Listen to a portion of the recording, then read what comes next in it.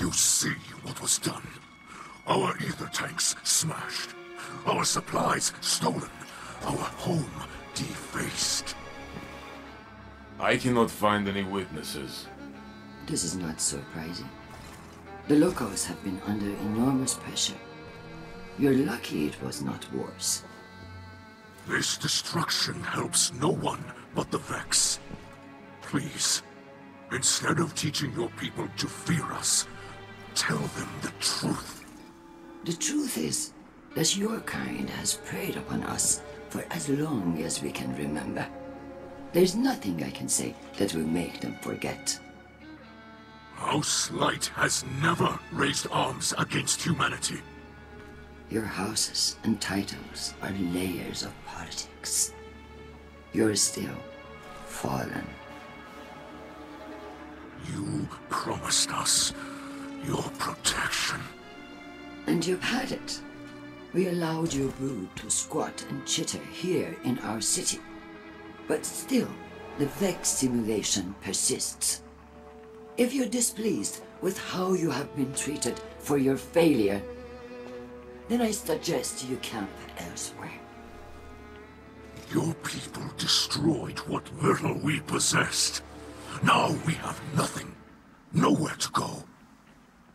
Humanity faced a challenge like that once. We banded together and built a city with walls to keep our enemies outside, where they belong.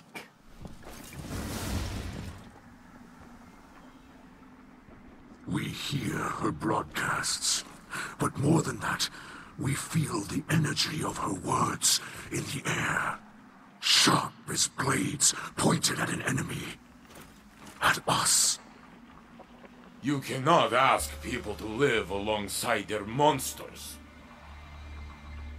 Listen to me now, Saint. Let me tell you something about monsters.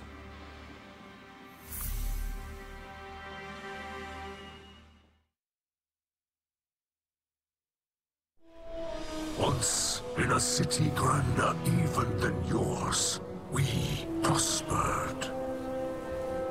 But it did not last. Our great machine abandoned us. And when we pursued it, you sent something back. A creature fueled by hatred. It tore through our great houses like they were nothing. And then it came for the rest of us. Nowhere was safe from its insatiable rage. In its eyes, even the most innocent of Elixni were still fallen. It could die, but it would not stay dead. It would shake off the rot and rise again. And if it caught you in its crushing embrace, impaled you on its ragged crest, dragged you screaming into its foul shell, none live to speak of these horrors. It called itself the Saint. My people must now see the creature every day. It sees us. If we wish to survive, we must all learn to live alongside our monsters.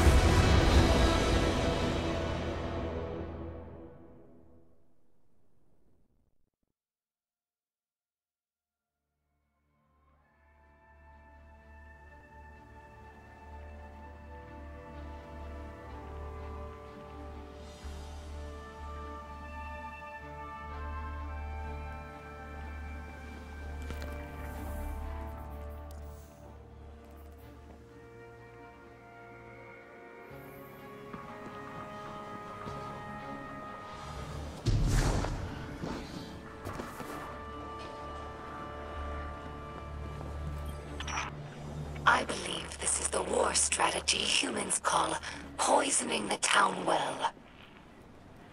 Luckily, we have enough ether reserves to last until repairs are made. But this is a worrying sign. When Ikora Rey offered us refuge, we assumed she had the authority to do so. But the longer we stay here, the more we wonder if anyone is in charge of this city.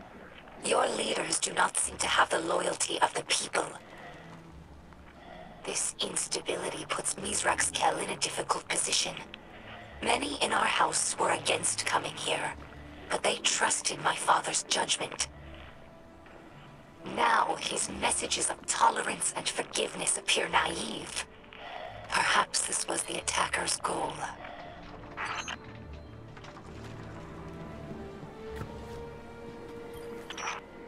This sharing of hatred, as my father would say, is disappointing but not unexpected.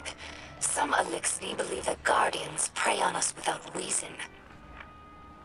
But as a scribe, I know better. The accusations Lakshmi makes against us are mostly true. Elixni have raided the last city for centuries. They were driven not only by desperation, but by unspoken resentment at the Great Machine's abandonment. Every Kel since the Whirlwind has tried to unify Elixni in opposition to humanity. This war-like mentality has been a weakness. The House of Light tries to unify Elixni with humanity, not against them. And this is how we are received.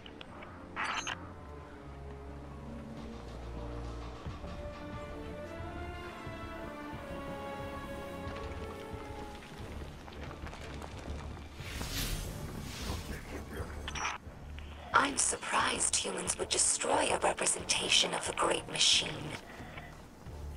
My research with the Awoken suggested that humans revered it as we do. However, my personal observations have not supported that conclusion. I understand the city used to have an official speaker, a sort of cleric who spoke to the Great Machine's will. However, human records state that role was abandoned after Dominus Gaul sacked the city. To leave the Great Machine without a representative among the people seems heretical. Many Elixni believe that humanity takes the Great Machine's blessings for granted, just as we once did. Perhaps they're right.